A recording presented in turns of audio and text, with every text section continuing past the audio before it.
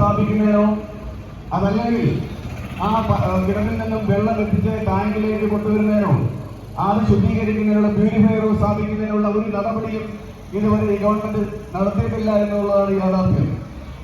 നമുക്കറിയാം, ഇവിടെ പൂനെയിൽ തന്നെ ബഹുമാനപ്പെട്ട പഞ്ചായത്തിന്റെ പ്രസിഡന്റ് ശ്രീ റോജി എബ്രഹാം അവതരിപ്പിച്ചിരിക്കുന്നു. കഴിഞ്ഞ ദിവസം ഈ വാട്ടർ അതോറിറ്റിയുമായി ബന്ധപ്പെട്ട ഉദ്യോഗസ്ഥരെ ദയനീയമായിട്ടാണ് പറഞ്ഞത്, സ്ഥലം ഇതുവരെ അക്വയർ ചെയ്തെടുക്കാൻ സാധിക്കുന്നില്ല.